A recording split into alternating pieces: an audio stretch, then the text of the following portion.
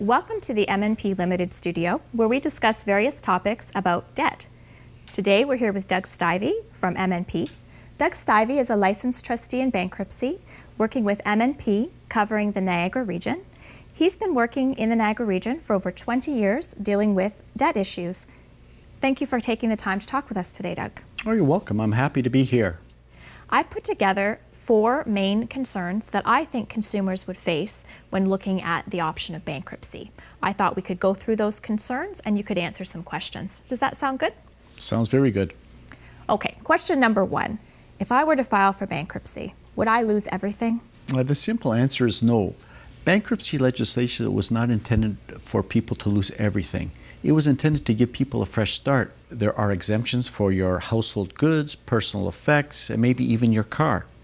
Typically, RRSPs and life insurance are also exempt. It's only in certain situations that you may lose a portion of your RRSP, and that's something that a trustee in bankruptcy would discuss with you when you came to visit them. You may also be able to keep your house and vehicle. Normally, most people are able to keep their house and vehicle because they owe money against these assets, and the value of what the house is or the car is does not exceed what they owe to the creditor. So as long as you continue to make your payments, you can keep your house, you can keep your car.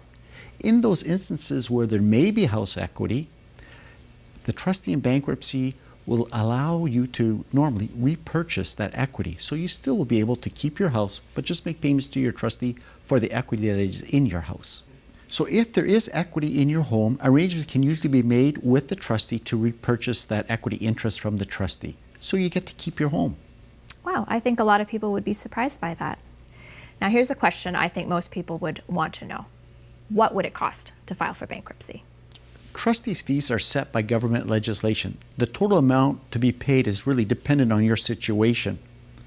The key factors to consider are the household income and the family size.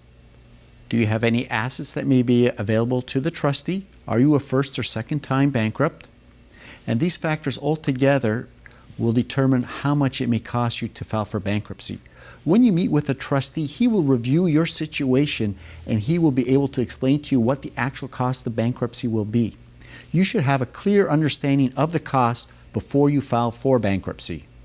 When an individual files for bankruptcy, how long will it affect them?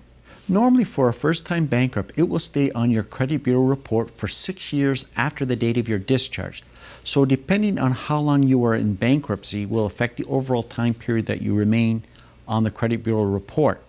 A first-time bankrupt normally obtains his discharge after 9 months. So when we take the 9 months and the 6 years, it's a total of 7 years that it's going to stay on your credit report. So Doug, who should file for a bankruptcy? Well, bankruptcy is an option for those individuals whose monthly expenses equal their monthly income and they have no money left over at the end of the month to service their debt. That amount of debt continues to grow, and they look into the future and they see that in the foreseeable future there's no way they can chip away at that debt. That's really why bankruptcy legislation was put in place in the first place. It was to give people an opportunity for a fresh start. So where can individuals get more information about bankruptcies, consumer proposals, or other debt options? There's a number of ways you can get more information. The first is to visit our website at mnpdebt.ca. On that website, you'll find useful tools that you can use and find more information about the bankruptcy and consumer proposal process. Alternatively, you could call one of our local MNP offices and set up an appointment to meet with one of our trusted advisors. Remember, those meetings are free and you are under no obligation to proceed with us.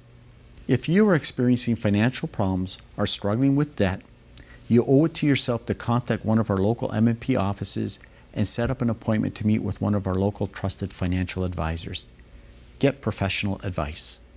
Doug, you've provided our viewers with some very useful information about bankruptcies and consumer proposals and debt options. Thanks for coming in to talk with us today. It was great to be here.